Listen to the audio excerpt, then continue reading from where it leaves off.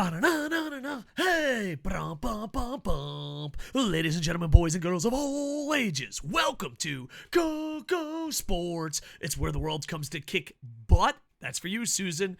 Your home for combat sports and where it's okay to be a passionate fan. We are live on Twitch KocoSports, archived on YouTube KocoSports. So make sure to check us out, KocoSports, on everything. This was too big of a news story to let pass.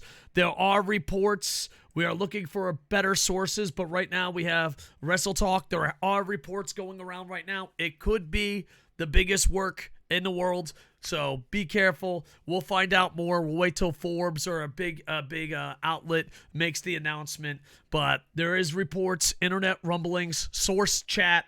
WWE sold the Saudi Arabia Public Investment Fund, company going private. We talked about this earlier on who would buy it. I said, it would be the Skeletor move. It would be the evil move. And here's the thing. He can still sell it after that. So WWE stockholders are going to be happy. Vince is happy. Everyone is happy except maybe some fans.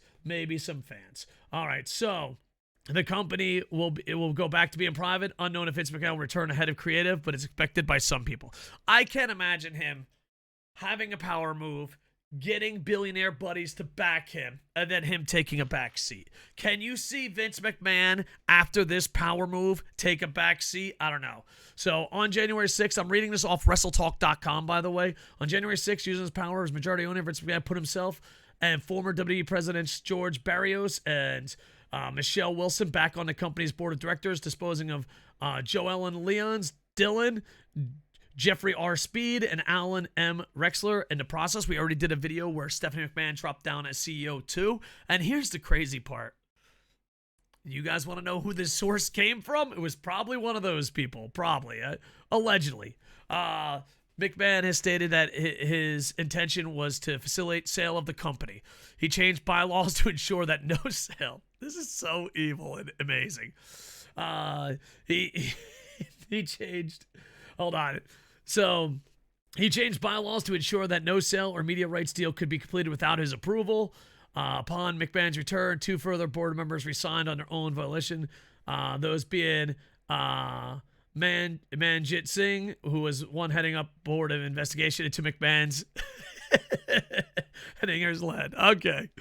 He's like, hey, I'm the guy in charge of finding out if the boss is guilty. A good day. I'll step down. Stephanie McMahon then resigned. We talked about this earlier on our YouTube channel. A role as CEO and chairwoman in a position of the board earlier today, January 10th, as Vince McMahon was elected executive chairman. There has been much speculation that Vince McMahon was looking to sell to a party that would commit keeping him in charge of the company despite the multiple sexual assault allegations that surfaced the past year that led to his initial retirement in July.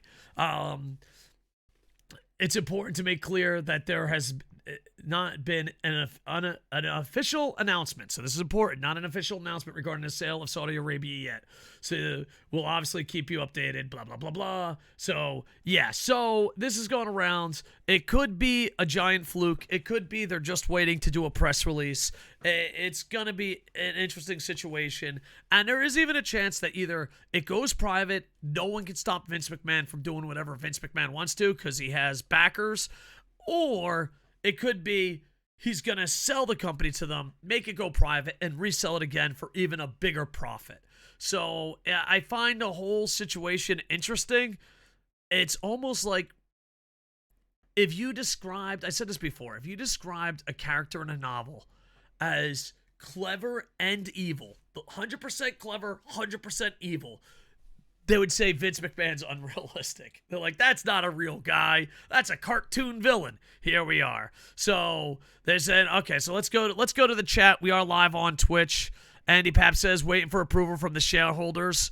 That Saudi blood money. Yeah. There you go. Hello, YouTube.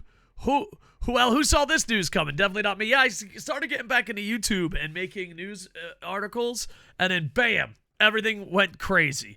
So it should be interesting. If you are a big fan of Vince McMahon and the WWE and sports entertainment, you win.